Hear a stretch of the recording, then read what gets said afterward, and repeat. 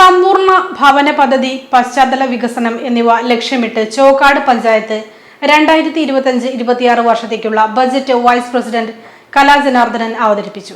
മൊത്ത വരവും 26,79,890 രൂപയുടെ ചെലവും 75,92,711 രൂപ നീക്കിയിരിക്കും. പ്രതീക്ഷിക്കുന്ന 2025-26 വർഷത്തെ സമ്പൂർണ്ണ ബജറ്റാണ് ഇന്ന് നിങ്ങളുടെ മുമ്പാകെ അവതരിപ്പിക്കുന്നത്. ബഹുമാനപ്പെട്ട അംഗങ്ങൾ വിശദമായ പരിശോധനയും അവലോകനവും നടത്തി ബജറ്റിനെ കൂടുതൽ മികച്ചതാക്കണമെന്ന് അഭ്യർത്ഥിച്ചുകൊണ്ട് ചോക്കാട് ഗ്രാമപഞ്ചായത്തിന്റെ ബജറ്റിന്റെ അവതരണത്തിലേക്ക് കടക്കട്ടെ. ബജറ്റ് വർഷം 2025-26 2025-26 പദ്ധതിയിൽ ഉൾപ്പെടുത്തിയ ഭവന നിർമ്മാണ ഫണ്ടും PMAY ഭവന ഫണ്ടും കൂട്ടിയോജിപ്പിച്ച് ഭവന ലിസ്റ്റിൽ ഉൾപ്പെട്ട മുഴുവൻ പേർക്കും വീട് ലഭ്യമാക്കുകയാണ് ലക്ഷ്യം. 5.64 കോടി രൂപയാണ് ഭവന നിർമ്മാണത്തിനു വേണ്ടി മാത്രമായി നീക്കിവെച്ചത്.